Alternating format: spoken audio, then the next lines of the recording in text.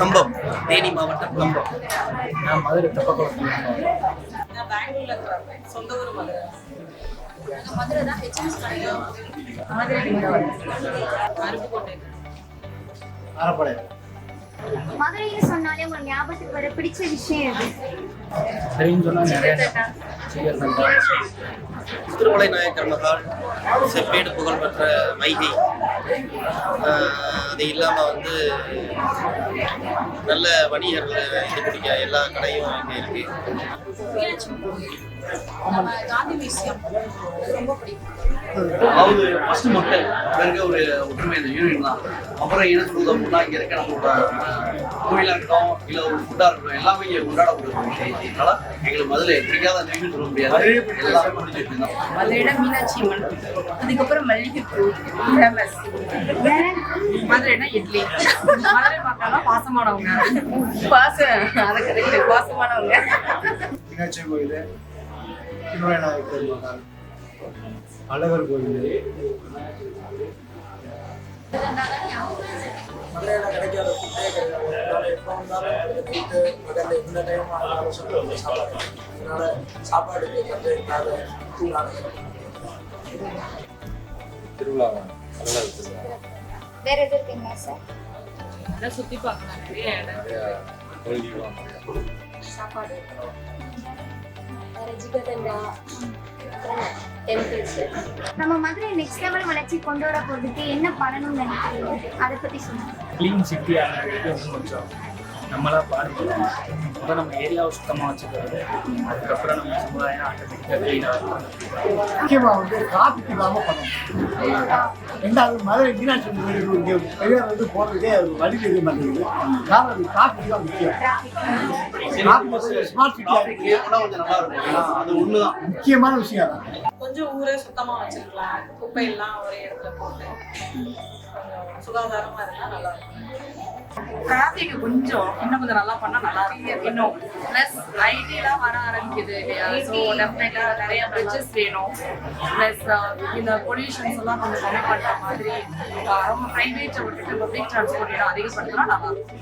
மதுரையை தூய்மையா வச்சுக்கணும். பசுமையான மரங்கள் வளர்த்து தண்ணி அதிகமாக நல்ல தண்ணீர் வளம் வளர்க்கணும். ஃபஸ்ட்டு சாலை பாதுகாப்பு, உயிர் பாதுகாப்பு, பொதுமக்களினுடைய பாதுகாப்பு, நல்ல ஒரு அரசியல்வாதி, நல்ல ஒரு முதலமைச்சர்.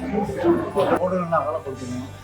ரோடெல்லாம் சும்மா போக்குவரத்து நிறைய இருக்கிறதுனால ரோடுகள் அகலம் பண்ணணும். டிராஃபிக் இதை குறைச்சிக்கிட்டோம்னா டிராஃபிக் அதிகமாக என்ன பண்ணணும்? பெண்டிங் இருக்க ஒர்க்ஸ் எல்லாமே முடிச்சாலே நல்லா இருக்கும். லைக் இந்த bridge work, metro something airport டைமில் கொஞ்சம் சம்திங் அந்த ரோடெல்லாம் கொஞ்சம் ரோடு சரி பண்ணாங்க. உங்களுக்கு ஒரு சூப்பர் பவர் கொடுத்தா மதுரையில என்ன சேஞ்ச் பண்ணுவீங்க?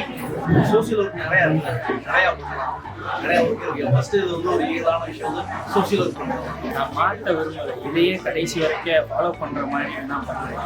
நம்ம கலாச்சாரத்தை எப்பயுமே விட்டு கொடுக்காம இருக்கிற மாதிரி, எப்பயுமே இருக்கிற மாதிரி அதெல்லாம் சூப்பர் பவர் கொடுத்தா ஏழையே இல்லாமல் ரோட்டில் பிச்சைக்காரங்களே இல்லாமல் சூப்பர் பவர் கொடுத்தா டெஃபினட்டா வந்து இன்ஃப்ராஸ்ட்ரக்சரை இன்னும் பக்காவா போடணும். ஏன்னா நம்ம தான் வந்து we are the best people ஆக்சுவலா. மோஸ்ட் ஆஃப் த பீப்புள் நீங்க பாத்தீங்கன்னா ஐடிலாம் பாத்தீங்கன்னா சென்னையோ பெங்களூர் ஹைதராபாத் எங்க வந்து மதுரைக்காரங்க தான் இருப்பாங்க. ஏன் நம்ம எல்லாரும் வேற இடத்துக்கு போகணும் அப்படின்னா நமக்கு அந்த இன்ஃப்ராஸ்ட்ரக்சர் இல்லை. ஸோ ஒருவேளை எனக்கு அந்த சூப்பர் பவரோ இல்லை எங்களுக்கு கிடைச்சுன்னா டெஃபினட்டா அதை டெவலப் பண்றதுக்கு எல்லாரும் மதுரையிலேயே ரீட்டைன் பண்ண ட்ரை பண்ணுவோம். சொந்த ஊர்லயே மைக்ரேஷனை கம்மி பண்ணி ரீட்டைன் பண்றதுக்கு டெவலப் பண்றதுக்கு ட்ரை பண்ணுவோம். எனக்கு ஒரு சூப்பர் பவர் கிடைச்சது அப்படின்னா நம்ம சங்கம் காலத்துல மதுரை இருந்ததுல தமிழ் காலத்துல மதுரைன்னு சொல்லுவாங்க. அந்த மாதிரி ஒரு பீரியடை திருப்பி கொண்டு வரணும்னு தான் நான் நினைப்பேன். நல்லா இருக்கும். மதுரை கிளைமேட்டை சேஞ்ச் பண்ணுவாங்க, கொஞ்சம் சுத்தமா வச்சுக்க பார்ப்பேன். சிட்டி தூய்மைப்படுத்துவேன். நம்ம மதுரையை மேலும் நெருக்கேத்துற மாதிரி மணிமகுடமாய் மாமதுரை விழா நடக்கிறத பத்தி தெரியுமா? மேலும் இந்த மாதிரி நிகழ்ச்சி நடத்தினா கொஞ்சம் எல்லாத்துக்கும் அவேர்னஸா இருக்கும். தெரியும். அந்த ட்ரெடிஷனல் அந்த கல்ச்சர் எல்லாம் பண்ணிட்டு தான் மாமதுரை மதுரை வந்து மதுரை சொல்லுமே கல்ச்சர் அதுதான். ஸோ நிறைய விஷயங்கள் இருக்கு. ஜல்லிக்கட்டு இருக்கு, ஒயிலாட்டம் அந்த மாதிரி நிறைய விஷயங்கள் இருக்கு. மறந்து போனது கூட சொல்லலாம். இதெல்லாம் மக்களுக்கு மறுபடியும் ஞாபகப்படுத்துறதுக்கான ஒரு பெரிய விழாவாக தான் நாங்கள் பார்ப்போம். ஏன்னா அதில் எல்லா ஈவெண்ட்ஸுமே இருக்கும். எல்லாமே மதுரையை பேசினா உள்ள எல்லா ஈவெண்ட்ஸுமே அதில் வச்சிருப்பாங்க. ஸோ அது பார்க்க நல்லா இருக்கும். நீங்க கண்டிப்பா வரணும். கண்டிப்பாக வரவேற்கத்தக்கதான். இதே மாதிரி வருஷம் வருஷம் நடத்தினா இன்னும் நல்லா இருக்கும். இந்த மாதிரி நிறைய ஈவெண்ட்ஸ் நடக்கணும். அப்பதான் வந்து மதுரையோட ஃபேமஸும் மதுரை மக்களோட மனமும் வந்து மற்றவங்களுக்கு போய் சேரும். ஒரு ஃபன்னான ஒரு கொஸ்டின் கேட்குறேன். தமிழ் சினிமால மதுரை மையமா வச்சு ஒரு டைலாக்லனா ஒரு பாட்டு நிறைய உண்டு, நிறைய. தேரோடும் எங்கள் சிறந்த மதுரையிலே உலக கொண்டாடும் மயிலாட்டம். நிறைய ஒரு பாட்டு சொல்லுவா. எவனை பாட்டு சொல்லுவா? இன்னொரு பாட்டு சொல்லுவா. ஏன்னா மதுரைனா கெத்து அப்படிங்கிற வசனம் இருக்கு. மதுரை மாறி கொழுந்து வா. எத்தனை பாட்டு சொல்லுவீங்க? எல்லாரும் சேர்ந்து பாடலாம். மானா மதுரை குதிரைன்றதுல அந்த பாட்டு வச்சுக்கலாம். Okay sir. மதுரை குடிக்க பாட்டு வரும். அந்த பாட்டை பார்க்கும் போதெல்லாம் மதுரை சிவகார்த்திகேயன் படத்துல மாமதுரை அந்த பாட்டு நல்லா இருக்கு. எனக்கு பிடிச்ச டைலாக்கு நான் வெளியூர் போய் சொல்றது நானும் மதுரைக்காரன் தான். இந்த டைலாக்கு நான் எப்பயுமே சொல்லுவேன். எந்த ஊர் போனாலும் நான் சொல்றதா இருக்காங்க. அதை விடையா மதுரை படங்களுக்கு மதுரை கொடுங்க. அதுதான் ஏதாவது ஒன்று ரெண்டு. சீமையின் மறி கொழுந்து வாசம். ஃபைனலா ஒரு கொஸ்டின் கேட்குறேன். நம்ம மதுரையில ஆசியாவிலேயே மிகப்பெரிய தியேட்டர் இருந்துச்சு. இப்ப அங்கே உங்க சென்னை சிந்துதா இங்கதான் தேட்டர் இருந்துச்சு. நகை தேட்டர், இது நம்ம சென்னை நாடோடி மன்னன், பராசக்தி, கஸ்தேகா, தோஸ்து, ஏகப்பட்ட படம் இங்க நான் பார்த்துருக்கேன். தங்கம் தேட்டர் அங்கதான் சென்னை சில்க்ஸ் ஃபேமஸ். இதுக்கு முன்னாடி நீங்க பர்ச்சேஸ் வந்திருக்கீங்களா? இங்கே தான் பண்றோம். எல்லா இடத்துக்குமே இங்கே தான் போடுறோம்.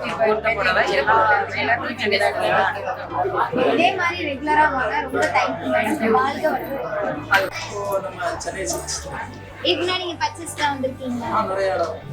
ரெகுலரா வருவீங்களா? ஓகேங்க சார். இதே மாதிரி எப்பயும் ரொம்ப தேங்க்ஸ். வாழ்க வளமுடன்.